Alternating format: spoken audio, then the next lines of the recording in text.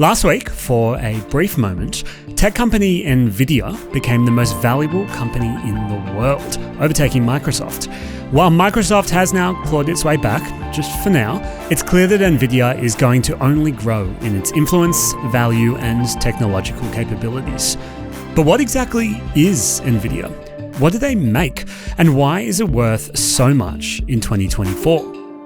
So, Sam, Nvidia last week became the most valuable company in the world. Yeah. Went past Microsoft, went past Apple. Just for a brief moment. Very briefly, for one shining moment, hit a market cap of 5.1 trillion Australian dollars, 3 trillion US. While Microsoft has since got its own back, it's clear Nvidia's not slipping out of the top anytime soon, right? Yeah. So talk to me about Nvidia. What are they? What do they do? Why have I suddenly been hearing about them? I feel like it's the most valuable company in the world you've never heard of. And I thought this would be a really cool opportunity to break down what they do because they're deep in the world's AI revolution. And as we all know, that has exploded in popularity and curiosity in the last couple of years. Figuring out how AI is incorporated into at least your work, if not your life, has almost become a necessity for most jobs. But I feel like we're all still playing around with exactly how to use it. So this is how Nvidia comes into it. Nvidia specializes in designing graphics processing units, or GPUs. I'm not going to do a lot of tech jargon. This is the one piece of tech jargon you need to remember. So GPUs are crucial for high performance computing, and that's the general area that AI fits into. Basically, it's the brain that helps AI be AI. So if you boil it all down, AI involves a bunch of little tasks and processes done super quickly, and the GPU is the tool that makes everything run smoothly and quickly. So Nvidia started in the 90s. It was actually started as a company that focused on graphics for games. Oh, right. Okay. But since then, it has exploded and it now has reach into artificial intelligence. It also does data centers. We'll talk about what they are soon, and autonomous vehicles. I think I know about graphics cards for gaming. Is that what a GPU is? Is it like a physical thing? Exactly. It's kind of a small physical card. It can be big based on the machine that is put inside a piece of technology like a phone or the laptop in front of you. And it helps the technology process images and videos quickly.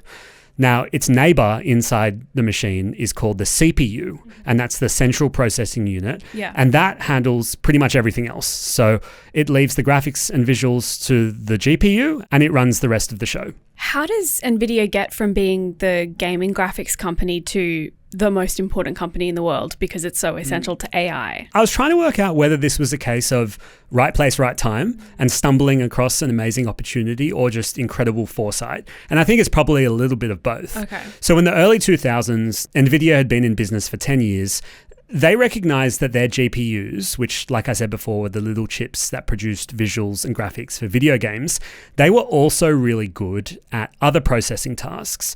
And so essentially what they found was that this little chip could, regardless of the subject matter, take one task and break it up into thousands of smaller independent tasks and complete it all at once.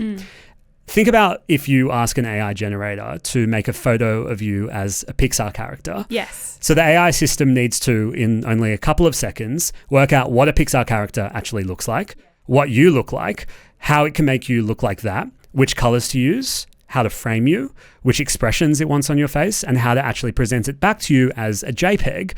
And then it actually has to make all of that. Yeah. That's a lot of brain power. And NVIDIA's technology is the key behind what makes all of that happen so quickly. I mean, in some cases, basically instantly. And so once they tapped into this big idea that their technology could do all these different smaller tasks at once, this really opened up the world to them. And they started getting more involved in the way that scientific research is conducted, artificial intelligence, and in those spaces, massive amounts of data needs to be processed really quickly.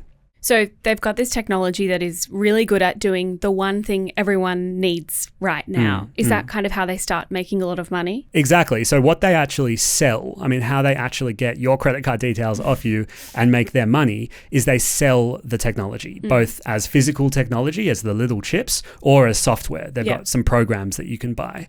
And I feel like this is almost the most simple bit. They're kind of just a shop front with some really cool technology that they own themselves, and they've patented all of that technology. Of course. And what a patent means is they own the rights to how that particular product works, and it can't be copied. So if you think about Coca-Cola or your favorite recipe for a chocolate cake. The original light bulbs, Edison bulbs. Right, exactly. So the original patents of these ideas that end up being in everybody's devices can be really, really powerful. And they've got thousands of patents, and they've actually applied for a lot more. So they're still growing. But to give you a sense of what you're using in daily life that has an Nvidia product inside it, they're used in HP, Dell, and Lenovo laptops. They're inside a Nintendo Switch. Oh, I have one of those. They're in Volvos, Audis, and Mercedes-Benz. I don't have any of those. No, neither. The technology that runs the car, and soon autonomous vehicles. That's all really good, the kind of consumer side of things for them. But the real money is when they sell heaps of chips to data centers and huge servers. So if we go back to ChatGPT is made with Nvidia GPUs, so Nvidia Brain. Okay. So OpenAI partnered with Microsoft to make ChatGPT. They built the brain with thousands of Nvidia chips that they bought from Nvidia. And as ChatGPT gets more popular, they're just going to have to order more chips from Nvidia. And it doesn't stop there. I mean, Adobe is now using Nvidia to incorporate AI into its software like Photoshop or Premiere. Blackmagic, which are the cameras we use to film this podcast, they're using it in their editing and graphics software. Windows Copilot AI is using it. I mean, this is going on and on. It's everywhere. Whenever a company starts really taking off like this, I feel like there are always concerns. Yeah. Certainly I've read about some of the environmental challenges around AI. What are some of the concerns around Nvidia? Well, I've kind of broken it down into three main concerns. Power, not, plugging it into the wall power, but how much power they have in the market. Those environmental concerns, which are really substantive, and the ethical concerns of AI. So just quickly, the power discussion here is about how much of the GPU market they dominate. So what percentage of these chips being sold are Nvidia? And the stat is about 95% of chips being sold are Nvidia. So the argument there, the criticism there is that this is a company that's getting too powerful. Yeah. And it's also the same argument applied to the other Magnificent Seven, they're now called: Apple, Microsoft, Meta, Amazon, Tesla, and Alphabet, which is Google.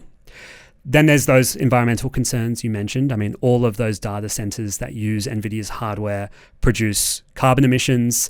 If we're to reach net zero as quick as possible, we're not going to be able to do it if we keep growing the number of data warehouses that's being predicted. There's huge amounts of electricity and cooling that goes into the maintenance of these warehouses. Yeah. Now, NVIDIA actually knows that this is a problem, and they say that they're going to invest in more energy efficient technologies.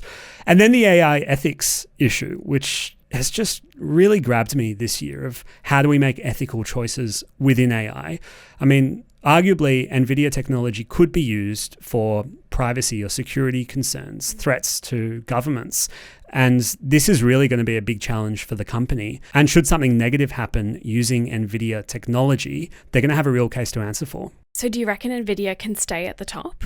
Oh gosh, Lucy, if I could answer that properly, I would not be sitting in this chair. I would be counting my billions. I mean, the people who bought into this stock 3 or 4 years ago, it's got kind of a Bitcoin effect about it now, where, you might have bought $1,000 worth of the stock. It's now worth a couple of million. So I thought the best way to answer this, because I obviously don't know myself, is to ask ChatGPT. Ask an NVIDIA chip the question of whether it's going to be worth more in 10 years' time. Yeah. And it said it is impossible to predict the future with certainty. While NVIDIA has strong potential to grow and maintain a leading position in the tech industry, becoming the most valuable company in the world would require sustained innovation, strategic decisions, and favorable market conditions. It's also going to depend on how well they navigate challenges and competition over the next decade. So, whilst ChatGPT, AI, NVIDIA can seemingly do everything, can't make us rich. No, can't predict the future. No, can go pretty close. Well, in human language, it sounds like there's a lot of challenges facing NVIDIA. Who's to say if they're actually going to be able to hold on to their position at the top? Thanks for explaining that for me, Sam. Thanks, Lucy. Thanks so much for joining us today on the Daily Aus. We hope that you come back tomorrow.